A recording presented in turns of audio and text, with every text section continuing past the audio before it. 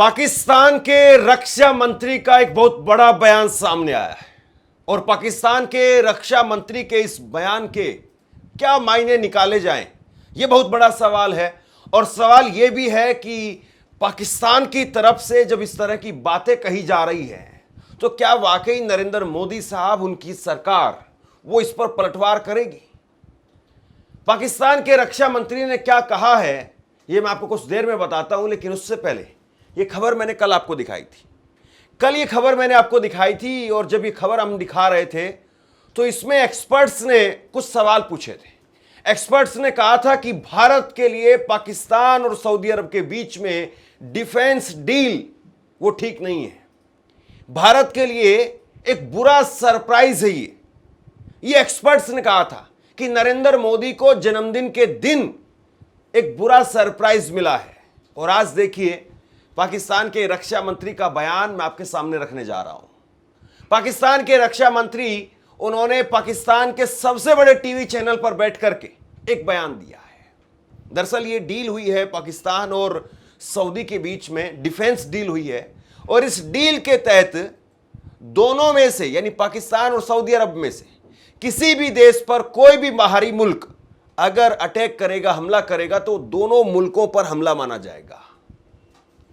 और ये एक्सपर्ट्स ने कल भी सवाल पूछा था, हम भी सवाल पूछ रहे थे कि क्या अगर भारत पाकिस्तान पर कल को फिर से ऑपरेशन सिंदूर जैसी कार्रवाई करता है, और प्रधानमंत्री नरेंद्र मोदी तो कहते हैं कि ऑपरेशन सिंदूर जारी है, तो क्या ऑपरेशन सिंदूर जैसी कार्रवाई जो पाकिस्तान के अंदर 100 किलोमीटर घुस करके उनके पाकिस्तानी ठिकानों को, आतंकी ठिकानों को या एयरबेस पर अगर हमला किया जाता है, तो क्या इसके बाद में सऊदी अरब वो भी हमला करेगा।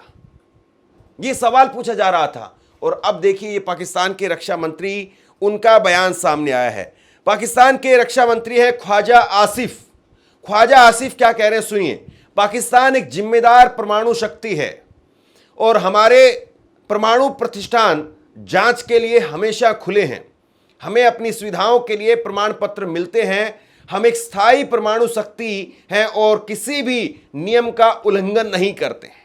इसके साथ ही उन्होंने जियो टीवी पर अपने इंटरव्यू में एक ऐसा जवाब दिया है जो भारत के लिए कहीं ना कहीं परेशानी या यूं कहें कि चिंता का सबब बन सकता है। उनसे सवाल किया गया, पाकिस्तान के रक्षा मंत्री ख्वाजा आसिफ ने गुरुवार को कहा कि पाकिस्तान अपने न्यूक्लियर हथियार सऊदी अरब के साथ में शेयर करेगा। दोनों देशों के बीच में बुधवार को एक समझौता हुआ था जिसके तहत अगर किसी एक देश पर हमला होता है तो हम दोनों पर हमला माना जाएगा। हमारी परमाणु क्षमता पहले से अच्छी है। यह समझौता दोनों देशों को एक दूसरे की रक्षा करने का वादा करता है। हमारे पास में युद्ध के लिए ट्रेंड सेनाएं हैं। हमारे पास में जो क्षमताएं हैं वो इस समझौते के तहत निश्चित रूप से उपलब्ध होंगी। जब आसिफ से पूछा गया कि अगर भारत और पाकिस्तान में जंग होती है तो क्या सऊदी अरब इसमें पाकिस्तान की तरफ से शामिल होगा, तो इस पर ख्वाजा आसिफ ने कहा, बिल्कुल इसमें शक की बात नहीं है। ये जो बातें कही जा रही हैं ये पाकिस्तान के रक्षा मंत्री की तरफ से कही जा रही है। वहां का कोई छुटभैया नेता नहीं कह रहा है, वहां का कोई किसी पार्टी का प्रवक्ता नहीं कह रहा है। वहां का रक्षा मंत्री वो कह रहा है कि सऊदी अरब वो भी शामिल होगा। अब कल भी जो है हमने जब ये खबर दिखाई थी तो उस खबर में कई एक्सपर्ट्स ने सवाल पूछा था कि नरेंद्र मोदी जी को क्या मिला। बरसों बरस लगातार नरेंद्र मोदी वो सऊदी अरब के साथ में अच्छे रिश्ते करने के लिए वहां पर यात्रा करते रहे, जाते रहे, और सऊदी अरब के साथ में इस वक्त में हमारा जो व्यापार है वो 41 अरब डॉलर का है। पाकिस्तान से 10 गुना ज्यादा व्यापार हमारा है। पाकिस्तान केवल 4 अरब डॉलर का व्यापार करता है, हम 41 अरब डॉलर का व्यापार सऊदी अरब के साथ में करते हैं। दरअसल ये जो पूरा मसला है ये नरेंद्र मोदी सरकार पर, उनकी विदेश नीति पर बहुत बड़े सवाल खड़े कर देता है कि आप लगातार जो है वो विदेशों से ट्रेड कर रहे हैं, वहां पर जाते हैं, वहां पर सम्मान मिलता है आपको, और यह बताया जाता है कि नहीं देखिए नरेंद्र मोदी का सर्वोच्च सम्मान किया गया है। लेकिन नरेंद्र मोदी का तो सर्वोच्च सम्मान हो रहा है, लेकिन देश के लिए क्या वाकई सही है जो कुछ हो रहा है? यह बहुत बड़ा सवाल है। और क्यों आखिरकार पाकिस्तान जैसा देश, उसके साथ में सऊदी अरब की यहां पर डील हुई है, यह भी अपने आप में बहुत महत्वपूर्ण है। हालांकि कल मैंने आपको बताया था कि जब इस्राएल की तरफ से कतर में हमला किया गया, उसके बाद में पाकिस्तान के 50 इस्लामिक देशों की बैठक हुई थी। उस पर हम विस्तार से बात करेंगे, लेकिन अभी भारत की तरफ से जो प्रतिक्रिया सामने आई है ख्वाजा आसिफ के इस बयान के बाद में, वो सबसे पहले मैं आपको बताता हूं। भारत के विदेश मंत्रालय ने अपने बयान में पहले कहा था कि यह समझौता दोनों देशों के बीच में पहले से मौजूद संबंधों को औपचारिक रूप देता है। इससे भारत की राष्ट्रीय सुरक्षा, क्षेत्रीय और वैश्विक स्थिरता पर क्या असर पड़ेगा, इसकी जांच की जाएगी। भारत अपनी राष्ट्रीय सुरक्षा और हितों की रक्षा के लिए पूरी तरह से प्रतिबद्ध है। यानी कल तक जो है वो रक्षा मंत्रालय, विदेश मंत्रालय की तरफ से कहा जा रहा था कि इसका क्या असर होगा, किस तरीके से असर होगा, भारत पर इसका नुकसान होगा, फायदा होगा, इस बात की हम जांच कर रहे हैं। कल तक जो ये बात कही गई थी, और अब विदेश मंत्रालय का ताजा बयान सामने आया जिसमें रणधीर जायसवाल विदेश मंत्रालय के प्रवक्ता हैं, उनकी तरफ से औपचारिक तौर पर बताया गया है कि भारत और सऊदी अरब के बीच में व्यापारिक रणनीतिक साझेदारी है जो पिछले कुछ वर्षों में काफी प्रगाढ़ हुई है। हमें उम्मीद है कि हमारी रणनीतिक साझेदारी पारस्परिक हितों और संवेदनशीलता को ध्यान में रखते हुए आगे बढ़ेगी। पाकिस्तान सऊदी अरब का एक प्रमुख सहयोगी है। दोनों देशों के रक्षा क्षेत्र में संबंध हैं। पाकिस्तान सऊदी अरब समझौते से अवगत लोगों ने बताया कि भारत को इस बात की जानकारी थी, इस समझौते पर विचार किया जा रहा है। यानी अभी भी पाकिस्तान के तरफ से जो बयान आया है उसको लेकर के स्पष्ट तौर पर विदेश मंत्रालय के प्रवक्ता ने बहुत कुछ नहीं कहा है। और जाहिर सी बात है, पाकिस्तान के रक्षा मंत्री अगर कुछ कह रहे हैं उसको लेकर के मुझे नहीं लगता कि भारत सरकार की तरफ से, विदेश मंत्रालय की तरफ से कोई बहुत त्वरित प्रतिक्रिया इस पर निकल करके सामने आएगी। यानी वो उधर से कुछ कहा गया है तो तुरंत उसका रिएक्शन यहां से निकल करके आए, कोई त्वरित प्रतिक्रिया निकल करके सामने आए, ये शायद संभव नहीं है। भारत जो है वो अभी इसका आकलन कर रहा है, सरकार की तरफ से कहा गया है। लेकिन आप देखिए, सबसे बड़ा जो सवाल है वो ये है कि भैया, क्या वाकई ऐसे ही देश चल रहा है? क्या ऐसे ही विदेश नीति चल रही है? क्या विदेश नीति जिसको लेकर के नरेंद्र मोदी साहब ढोल पीटते हैं, ढिंडोरा पीटते हैं अपना, तो क्या ऐसे काम हो रहा है? दरअसल दुनिया भर में 50 अलग अलग इस्लामिक देशों का वो एक सम्मेलन हुआ और उसमें इस बात पर जोर दिया गया कि जैसे यूरोपियन कंट्रीज, उनका नाटो की तरह से जो एक समझौता है, यूरोपियन देशों का जो नाटो की तरह से एक समझौता है, वैसा ही एक समझौता इस्लामिक देशों के बीच में भी आपस में होना चाहिए, यह कहा गया। और यह तब हुआ जब कतर की राजधानी दोहा पर इजराइल ने अमेरिकी एयरबेस पर हमला कर दिया और उसके बाद में इस्लामिक देशों ने कहा कि हम केवल अमेरिका के भरोसे हाथ पर हाथ रख करके अब नहीं बैठ सकते हैं। अमेरिका किसी भी दिन हमको मरवा देगा और हम केवल चिल्लाते रह जाएंगे, चीखते रह जाएंगे। इजराइल कुछ भी कर देगा, और इजराइल चूंकि परमाणु संपन्न देश है तो इजराइल को जवाब देने के लिए, या इजराइल किसी दिन ऐसा हो कि मिडिल ईस्ट के देशों पर अगर परमाणु बम दाग देता है तो फिर उसके बाद में आपके पास में क्या बचेगा? ये चर्चा, ये मुद्दा इस्लामिक देशों की 50 देशों की जो बैठक थी उसमें उठा। 50 देश वहां पर इकट्ठा हुए थे, इस्लामिक अलग अलग कंट्रीज, और उसमें पाकिस्तान ही इकलौता ऐसा देश है जिसके पास में परमाणु हथियार है।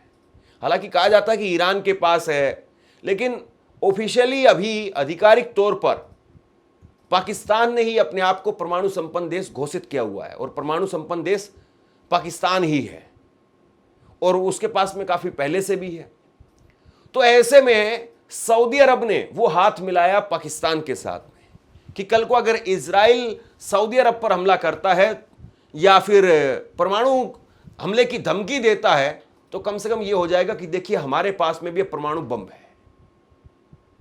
और ये जो है वो सऊदी अरब के लिए भी जीत है कि उसने अपने आप को इजराइल से सिक्योर कर लिया, और पाकिस्तान के लिए इसलिए जीत है कि पाकिस्तान ने एक बड़ा साझेदार ढूंढ लिया है। पाकिस्तान ने एक बड़ा ऐसा दोस्त ढूंढ लिया है। हालांकि संबंध तो इनके बहुत पुराने हैं, लेकिन अब चूंकि आप एक समझौते में आ गए हैं, ऑफिशियली आ गए हैं अब, तो आपको करना पड़ेगा। और यहां पर कर्जा लेने का जो रास्ता है वो खुल गया है। भारत उसमें जो है यही कहा जा रहा है कि भैया आप क्यों बैठे रह गए, आपने ये जो डील हुई है, जाहिर सी बात है इसमें इस्लामिक कंट्रीज का एक अपना प्रॉफिट था, इसीलिए वो सब एक मंच पर आए, उन्होंने एक मंच पर आकर के सारी बातें की। उसके बाद में 9 सितंबर को सऊदी अरब के क्राउन प्रिंस मोहम्मद बिन सलमान उन्होंने बुलाया पाकिस्तान के शहबाज शरीफ को सऊदी के अंदर, और वहीं पर आसिम मुनीर भी उनके साथ में जाते हैं और डील वहां पर साइन हो जाती है। तो कितना फटाफट ये काम हुआ है। 6 सितंबर को जो है वो हमला हुआ था। तो यानी एक तरीके से आप ये कहिए कि पाकिस्तान कभी वो अमेरिका जाकर के वहां पर लंच करता है, आसिम मुनीर ने लंच किया डोनाल्ड ट्रंप के साथ में। सोचिए जरा इस बात को। और यहां पर हमारे यहां पर एक जो है चर्चा क्या चल रही है कि किस किस ने बधाई दी है, या डोनाल्ड ट्रंप ने एक ट्वीट कर दिया तो नरेंद्र मोदी ने फटाक से ट्वीट करके उसका जवाब दिया कि हम दोनों अच्छे दोस्त हैं। उधर से ट्रंप साहब ने महान बता दिया। लेकिन इस्लामिक देश अब कह रहे हैं कि भैया अमेरिका के भरोसे अगर बैठे रहे तो मारे जाओगे। अब आपको पाकिस्तान की तरफ चलना पड़ेगा, आपको चीन की तरफ चलना पड़ेगा, आपको तुर्की की तरफ चलना पड़ेगा। ये इस्लामिक देशों ने कहा कि अमेरिका जो है वो हमारा कोई सच्चा दोस्त नहीं है, और अमेरिका पैसे का दोस्त है, पैसे का यार है, जो पैसा देगा। और ये जितने भी मिडिल ईस्ट में जो ठीक ठाक देश हैं, जैसे सऊदी अरब तो पैसे वाला देश है, और ईरान के साथ में उसकी लड़ाई इसीलिए कि ईरान अपने यहां पर उसको सैन्य बेस बनाने नहीं दे रहा है। हालांकि खबर एक और भी है कि अफगानिस्तान में भी अमेरिका सैन्य बेस बनाएगा, जहां से वो अपने विमानों को लेकर के भागा था। और तस्वीरें उस वक्त में सामने आई थी जब अमेरिकी विमान पर लोग सवार हो गए थे, जब तालिबान के अंदर जो है वो माफ कीजिए तालिबान ने जो है वो अफगानिस्तान पर एक तरीके से ऑफिशियली कब्जा किया था। तो अमेरिका कह रहा है कि भैया अगर चीन पर नजर रखनी है तो ये एयरबेस हमें चाहिए, और हो सकता है कि अफगानिस्तान वो अमेरिका को ये एयरबेस सौंप भी देगा। लेकिन आप सोचिए कि सऊदी अरब ये क्यों कर रहा है। अमेरिका के पास तो पैसा है, अमेरिका जहां पर भी जाएगा करेगा। सऊदी अरब क्यों कर रहा है। सऊदी अरब के साथ में तो हमारे अच्छे रिश्ते हैं, सऊदी में हमारे बहुत सारे लोग काम करते हैं। और जिस वक्त में पहलगाम का हमला हुआ, कल भी मैंने आपको खबर में बताया था कि पहलगाम का जब हमला हुआ तो नरेंद्र मोदी उसी देश में थे, और अमेरिकी उपराष्ट्रपति जेडी वेंस वो हमारे देश में थे।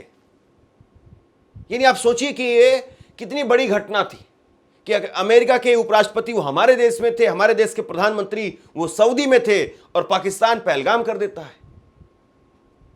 हम वहां पर व्यापार कर रहे हैं, पाकिस्तान केवल 4 अरब डॉलर का व्यापार करता है, हम 41 अरब डॉलर का व्यापार करते हैं।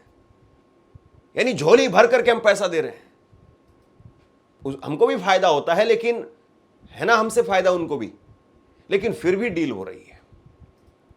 और अब इसका भारत किस तरीके से जवाब देता है, कैसे काउंटर निकल करके सामने आता है, ये देखने वाली बात है। लेकिन एक तरीके से आप ये कह सकते हैं कि मोदी जी के लिए कोई बहुत अच्छी खबर सामने नहीं आ रही है। विदेश नीति के मोर्चे पर सरकार वो लगातार कटघरे में है। चाहे वो अमेरिका की बात करिए, my dear friend Donald Trump, ये वो, और उसके बाद में टैरिफ और सब कुछ कैसे जो है वो हिला करके रखा हुआ है ट्रंप ने। और दूसरी तरफ अब सऊदी अरब, क्या हो रहा है ये सबसे बड़ा सवाल है। चीन के साथ में मोदी साहब 4 महीने पहले कह रहे थे कि छोटी आंख वाले गणेश जी आते हैं, अब खुद चीन जा रहे हैं। तो कुल मिलाकर के विदेश नीति का कैसे तंबूरा बजा हुआ है। हालांकि विदेश नीति में जिस भी देश के साथ में, चाहे वो चीन हो, चाहे वो अमेरिका हो, चाहे वो सऊदी अरब हो, जिस भी देश के साथ में अगर भारत को लगता है, देश को लगता है कि हमें समझौता करना चाहिए या हमको यहां से फायदा मिल सकता है, तो जाहिर सी बात है वो चीज की जाएंगी। लेकिन सवाल आप पर हैं, प्रधानमंत्री पर हैं। सवाल यह है कि क्या प्रधानमंत्री नरेंद्र मोदी की दूरदर्शिता नहीं है कि वो चीजों को भांप पाए। और कम से कम चलिए, अगर सऊदी अरब के साथ में पाकिस्तान की डील हो रही है, पाकिस्तान का सऊदी अरब का आपस में दोनों का हित है, लेकिन कम से कम प्रधानमंत्री इतना अगर करवा देते कि इस डील में भारत को हम शामिल नहीं करेंगे, कि अगर भारत पाकिस्तान पर हमला करेगा तो हम उसमें आपके लिए सपोर्ट में नहीं आएंगे। अगर यह हो जाता तब भी हमारे लिए बहुत बड़ी बात थी। लेकिन यहां तो खुल करके पाकिस्तान के रक्षा मंत्री कह रहे हैं कि हम अपना न्यूक्लियर हथियार वो भी सऊदी अरब को सौंप देंगे अगर उनको दिक्कत महसूस होगी तो, उनके ऊपर अगर हमला किया जाएगा तो। और अगर भारत हम पर हमला करेगा तो सऊदी अरब भी हमारे लिए आएगा। सोचिए जरा इस बात को कि इस बात के कितने मायने हैं। यहां पर अगर कोई एक हिंदू मुसलमान को लेकर के कुछ हो जाता है, कोई एक नारे वाली वीडियो आ जाती है, तो टीवी पर उसको लेकर के कितनी डिबेट होती है, लेकिन इसको लेकर के डिबेट नहीं है, चर्चा नहीं है। और जरा इसको दूसरे एंगल से भी सोचिए, अगर आज भाजपा विपक्ष में होती तो आज सड़कों पर कैसे बीजेपी मोर्चा खोलती हुई नजर आती। पूरे देश में जगह जगह पर सोनिया गांधी, राहुल गांधी, इन सबके पुतले जलाए जा रहे होते कि देश को गड्ढे में धकेल दिया, खतरे में देश आ गया, ये हो गया, वो हो गया, और पूरी मीडिया उस पर लगी हुई होती, पूरी मीडिया उस पर चर्चा कर रही होती। लेकिन अब बात नहीं हो रही है। अब बस राहुल गांधी ने यह कह दिया, उसने वो कह दिया, उस पर बात हो रही है। देश की बात पर बात कौन करेगा, यह बहुत बड़ा सवाल है। आप क्या सोचते हैं नीचे कमेंट बॉक्स में लिख करके जरूर बताइए। इस खबर को शेयर कीजिए। धन्यवाद।